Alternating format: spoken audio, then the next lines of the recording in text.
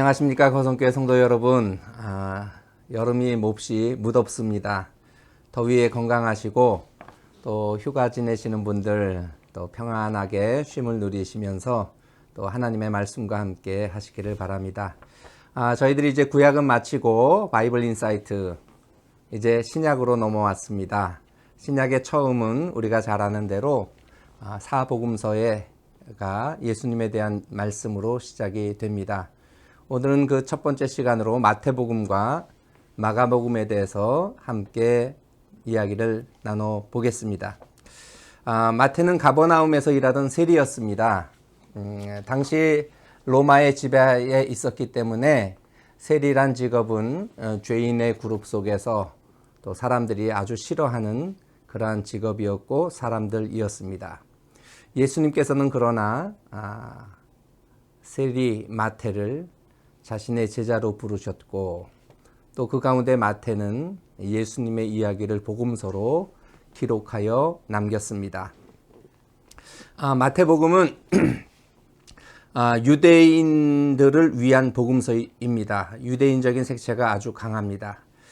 그래서 예수님을 이야기할 때 구약 성경에 예언된 메시아임을 드러내고자 했고 또 실제로 예수님과 관련하여 구약의 많은 인용구들을 통해서 그것을 드러내고자 했습니다. 실제로 구약 성경 구절들이 인용된 것이 모두 65회나 될 정도로 아주 구약 성경이 많이 인용되었음을 알 수 있습니다. 여러분들 성경을 읽다 보면 밑에 글에서 인용된 성경 구절들이 많이 등장합니다. 마태복음의 특징이기도 합니다. 그리고 또한 구약 성취 인용문이 10개나 등장합니다. 주께서 선지자로 하신 말씀을 이루려 하심이라 라는 말씀이 모두 10번에 걸쳐서 등장하는데요. 동정녀 잉태, 애굽 체류, 헤롯의 유아 학살, 또 나사렛, 가버나움 방문 등등 모두 10번에 걸쳐서 예수님의 사역과 또 예수님을 소개하는 문구 속에 구약의 예언이 이루어진 것임을 드러내주고 있습니다.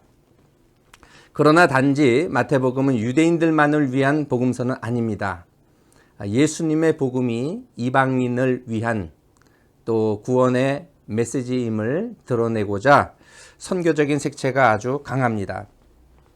1장의 예수님의 족보에서도 이방 여인들 다말, 라합, 우리아의 아내가 등장하는 것을 보면 단지 유대인들만의 울타리 안에 머물고자 한 복음서는 아닙니다.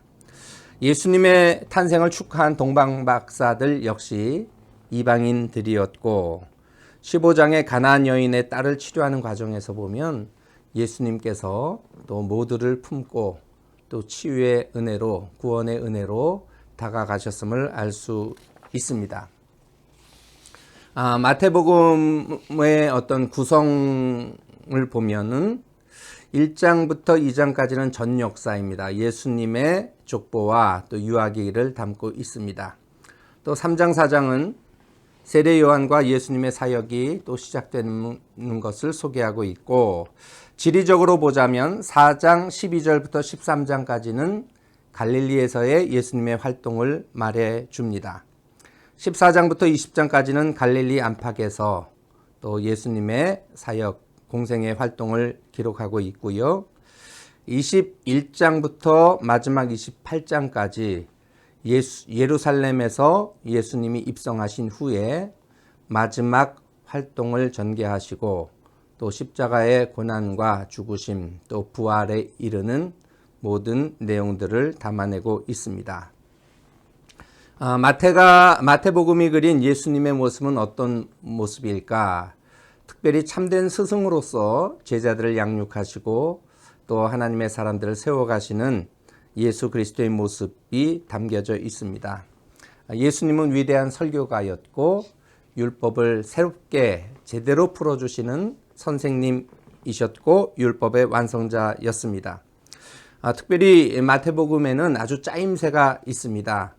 5번에 걸친 아주 긴 예수님의 설교 단락이 소개가 되는데 그 큰 단락의 마지막에는 언제나 예수께서 이 모든 말씀을 강론을 이야기를 마치심에라는 종결 후렴구가 등장합니다. 가장 먼저 산상수훈은 5장부터 7장까지, 그리고 10장에서는 제자 파송 설교가 등장합니다. 13장은 천국 비유 설교가 등장하고요. 18장은 제자들을 향한 설교가 소개됩니다. 또 24장, 25장의 말씀은 종말의 때에 관한 예수님의 가르침이 소개되어 있습니다. 또한 산상보훈에서는 6가지 반대되는 그러한 주제가 등장합니다. 옛사람에게 말한 바 너희가 이렇게 들었으나 나는 너희에게 이르노니 라고 말씀을, 율법을 새롭게 풀어주십니다. 첫 번째는 살인과 분노에 대하여, 두 번째는 간음에 대하여, 세 번째는 이혼에 대해서, 또 맹세, 보복, 원수 사랑에 대해서 5장에서 6가지 반제로 구약의 율법을 제대로 참된 의미를 밝혀주십니다. 예수님의 우월성도 구약 성경을 근거로, 구약 성경에 나타난 인물을 근거로 예수님 당신을 소개해 주십니다. 5장 21절로 48절에는 율법 전승을 대표하는 모세, 그런데 모세보다 더 크신 분이 예수님이심을 드러냅니다.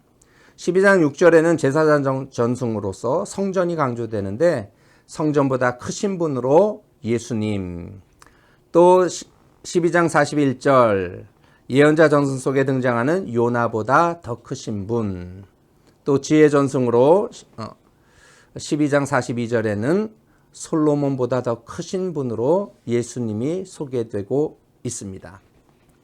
예수님은 무엇보다 참된 스승이셨습니다. 그리하여 제자들에게, 또 오늘 예수님을 따르는 우리들에게 귀한 가르침을 주십니다. 수고하고 무거운 짐진 자들아 다 내가 너희를 쉬게 하리라 말씀하시면서 내게 와 배우라 명령하셨습니다. 주님 앞에 배워야 될 것이 무엇일까? 예수님이 가르치셨던 하나님 말씀의 주제는 천국이었습니다. 하늘나라였습니다. 4장 17절에 예수님께서 첫 번째로 말씀하신 것도 회개하라 천국이 가까이 왔느니라. 그리고 4장 23절에도 천국 복음을 전파하셨다. 예수님이 전한 메시지의 핵심은 천국이었습니다. 우리가 잘 아는 대로 팔복의 내용 중에서도 5장 3절, 10절 계속 반복되는 말씀이 천국이 저희 것임이라 약속해 주십니다. 또 하나님에 대한 호칭도 마찬가지입니다. 하늘에 계신 아버지, 천국, 하늘을 강조하고 있습니다. 13장에는 천국 비유가 소개되고 있는데 모두 7개가 소개되고 있습니다. 내용마다 장마다 이렇게 딱딱 묶음을 가지고 주제를 정해서 설명해 주고 있습니다. 13장 가장 먼저 3절부터 23절 씨 뿌리는 자의 비유, 다음은 좋은 씨를 뿌린 자의 비유, 겨자씨 한 알 비유, 누룩 비유, 밭에 감추인 보화에 대한 비유, 값진 진주 장사에 대한 비유의 말씀, 그리고 그물의 비유가 소개됩니다. 모두 다 천국을 풀어주는 비유의 말씀입니다. 또 이어지는 말씀들 속에서도 천국이 강조가 됩니다. 8장 13절 너희가 어린아이 같지 아니하면 결단코 천국에 들어갈 수 없느니라. 또 1만 달란트 빚진 종의 비유도 이러므로 천국은 이와 같으니 라고 시작이 됩니다. 20장 포도원 품꾼의 비유도 역시 천국은 마치, 22장 혼인잔치의 비유 역시 천국은 마치, 모든 비유는 천국을 풀어주는 내용입니다. 여기서 한 가지 우리가 기억하셔야 됩니다. 천국과 하늘나라는 뭐가 다를까? 여러분, 같은 내용입니다. 다른 복음서에는 마가나 누가나 요한복음에는 천국이라는 표현 대신에 하늘나라라는 표현 대신에 하나님 나라라는 용어가 사용됩니다. 마태복음에도 물론 하나님 나라가 5번 등장하지만 하나님 나라라는 용어보다는 하늘나라인 천국을 많이 사용합니다. 실제로 천국이라는 표현은 33번 등장합니다. 왜 그럴까? 유대인들을 위한 복음서라고 말씀드렸습니다. 유대인들은 하나님의 이름을 감히 입에 담지 못했기 때문에 주로 하나님이라는 표현보다는 하늘이라는 표현을 대신 사용했습니다. 그래서 유대 사회 속에서 복음을 증거하는 예수님의 복음서였기 때문에 하나님 나라보다는 천국, 하늘나라라는 용어를 사용했습니다. 같은 의미라고 보시면 되겠습니다. 그런 의미에서 마태복음이 말하는 그리스도인들은 제자들입니다. 제자로서 주님의 말씀을 잘 배우고 그 길을 따라가는 그러한 학생들, 제자들입니다. 예수님께서는 제자들을 언제나 위로해 주시고 격려해 주셨습니다. 특별히 언제나 내가 너와 함께 있겠다라고 하는 동행자로서 임마누엘의 약속을 우리 가운데 주셨습니다. 1장 23절에도 그 이름을 임마누엘이라 하리라 번역하면 하나님이 우리와 함께 계시다라는 뜻으로 예수님의 탄생을 소개합니다. 18장 20절 말씀도 두세 사람이 내 이름으로 모인 곳에 내가 그들 중에 있느니라. 28장 20절 볼지어다 내가 세상 끝날까지 너희와 항상 함께 있으리라. 함께 하심에 대한 약속이 주어져 있습니다. 마태복음에서 가장 중요한 말씀으로는 맨 마지막 28장 18절로 20절 말씀을 말씀드립니다.